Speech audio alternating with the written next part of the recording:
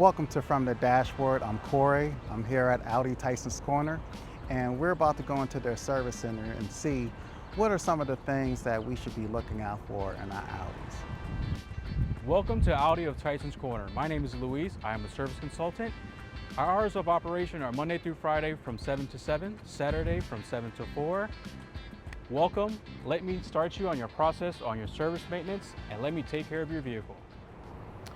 Anytime you ever bring your vehicle in for service, the first thing we actually do is check the alignment, but secondly, we check the measurement of your tires. The reason why we would like to do that is because the suspension on the Audi is very aggressive. It's a European car. It's meant to be driving on Autobahn.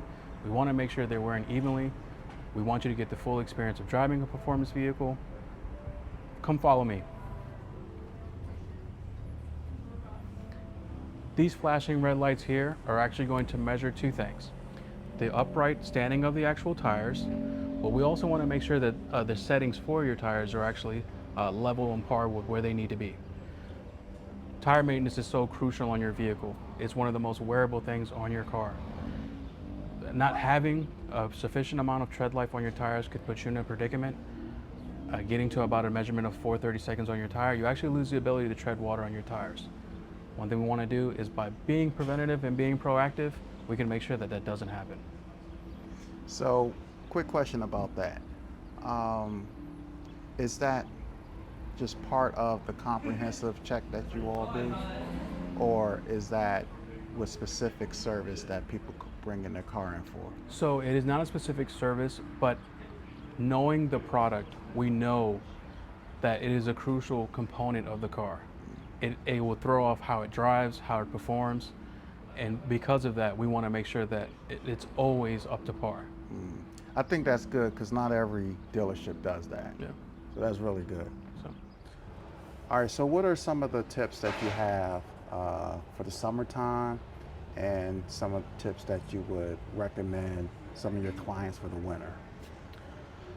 summertime isn't really that much different than I would say from fall or spring, because there are many different elements that you'd be preparing for. Wintertime, it's a little different. It all depends on what kind of vehicle you're driving. If you're towing, you want to be able to have the vehicle equipped with special needs, or if you live in Pennsylvania, for example, a lot of the clients out there actually have winter tires that have a certain different tread pattern so that they're able to drive in multiple feet of snow. But again, it all depends on where they're driving, what kind of car it is, what are your actual needs for your vehicle if you're towing stuff. So it's a little different. The main important thing is, as a consumer, you want to be able to have enough product knowledge before even purchasing the vehicle or even bringing it in for service, so that you know what you're actually getting yourself into. My job is to guide you and tell you whether you do or do not need to actually perform that, because our driving areas, as well as what we endure when we're driving, it's a little different from somewhere else. For example, California, they do with a tremendous amount of traffic. Ours is just about a little bit about the same, but we prepare our customers for a little different zone driving, if you will. Okay. And then what will be some of the benefits of people coming to a dealership to see a service advisor opposed to the mechanic down the street? Because I know a lot of people either just thinking they can't trust service advisors, or they just charge too much. But what are some of the reasons why they should prioritize coming to an Audi dealership? I'm completely aware of that. The car industry in general, we just have a very bad stigma. Just like anything else, there's bad apples everywhere.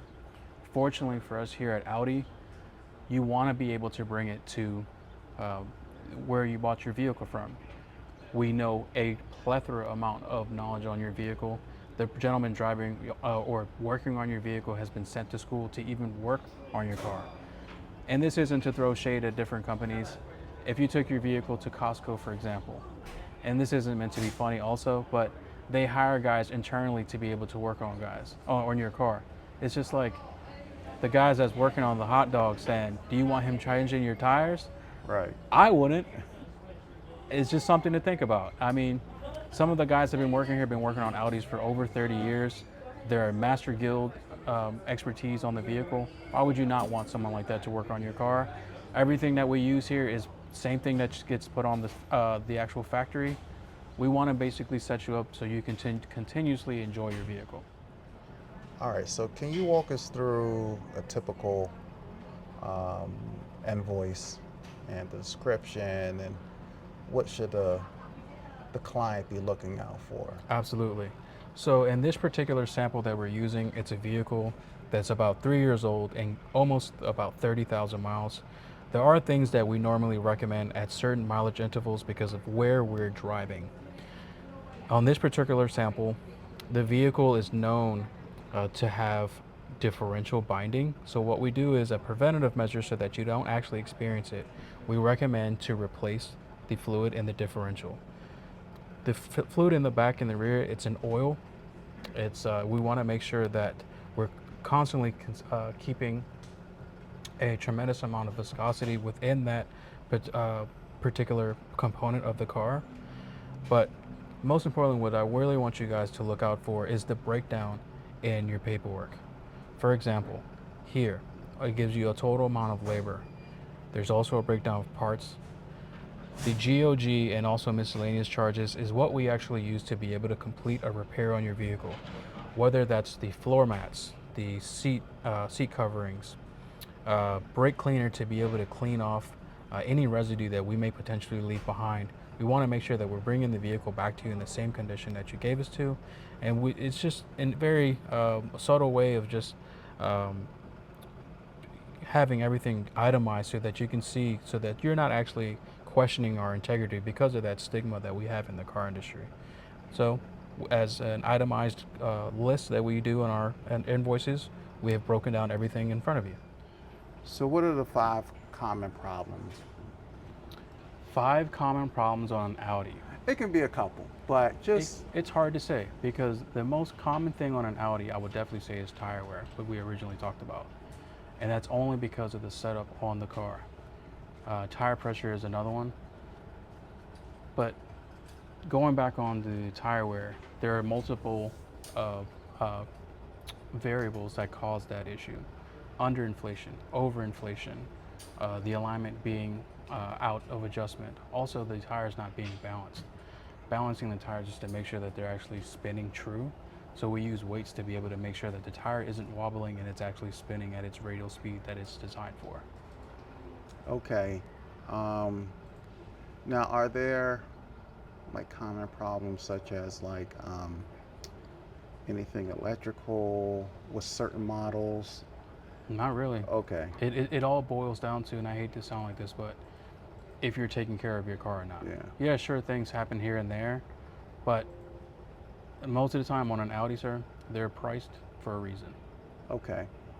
And what about with like the EVs? Because EVs are kind of known to have a bit more software problems. Has that been something that Audi's been dealing with? Not actual software, it's Okay. more of a range. Okay. Range means how many miles you can get before you're actually empty per se on a charge. We're very aware that our competitors, for example, the Mach-E from Ford gets over 300 miles. Tesla, almost in the 400 range. Now granted, we're getting closer to that area and that's something that we need to work on. But in terms of how the vehicle drives and luxury, Audi's still on top. Okay, so what are some of the things your clients can do as preventative measures? As preventative measures, yeah. not charging to 100%. Okay. I don't know where that came from, but some clients think that by charging 100%, it's not a phone. It's still going to go through degradation. You want to be able to keep it safe and at 80%, and even at 80%, you're getting over 250 miles. Okay. And then for the combustible engines, what are some of the things that they can do regardless, like the fluids, or what are some of the things that they can prevent from like coming in here? Because I know sometimes if people may try to just be cheap and go to Jiffy Lube to get their oil change because they may think it's a routine thing. So why should they just bring it here instead of a Jiffy Lube? Well, we don't want to say cheap. Definitely. I said it. I said it. Yeah. You don't have to say it. I said it. Frugal is a better term. Okay. Sometimes people will buy a vehicle that they can't really afford. So sometimes they'll take it to a mom and pop shop or Jiffy Lube. It's all about preference. I mean, if you can bring it here, you have a peace of mind, and that's pretty much what you're paying for is expertise, and you're buying everything that comes from the factory. There's nothing wrong with taking it to Jiffy Lube or to Costco or anything like that. Just know your vehicle will start acting a little funnier when you take it somewhere else. So you're paying for also consistency. Okay, so what can you do to kind of set expectations for a client? So when a client comes, or if they go to their local Audi dealership to get service to their car, what are some of the expectations they can expect out of their service advisor? That's an excellent question. Knowledge, knowledge, knowledge. You want to make sure that you know enough about your car so someone isn't recommending something that you don't actually need in your car. Transparency is a crucial component of retention. You want to be able to build a relationship with your client so that they don't feel like they're being taken for a ride. Okay. So can you walk us through a few of the dashboard icons and give us some details about what to look out for? Absolutely. So obviously the main thing that should actually warrant a concern is the famous check engine light. Whenever you have a check engine light, the vehicle is doing 1,000 things at one time. We need to be able to make sure that it's not something that's going to leave you stranded on a road. And not saying that it will, but we just want to make sure that nothing actually happens to the car. Secondly, I know this sounds funny, but that light right there, whenever that light comes on, I need you to stop what you're doing and look for a gas station. Fortunately, on most of the vehicles that are operating now, it comes with a built-in GPS system where you can type in a gas station. Again, I'm going to keep on touching this. I'm going to say this to the moon, to the cow harvest. Tire pressure light. If you see that thing come on while you're driving, you may have potentially picked up a nail. Who knows? But because that light is actually on, again, I need you to pull over at a safe area, obviously, or even a gas station where you can make sure that there isn't a nail, and see if you can just put air in your tires. But this thing right here is just as important as a check engine light. A big thank you to Louise and Audi Tysons Corner for giving us good tips on how to better handle and maintain our Audis. If you need service done to your Audi, Louise's information will be in the description below. Take care.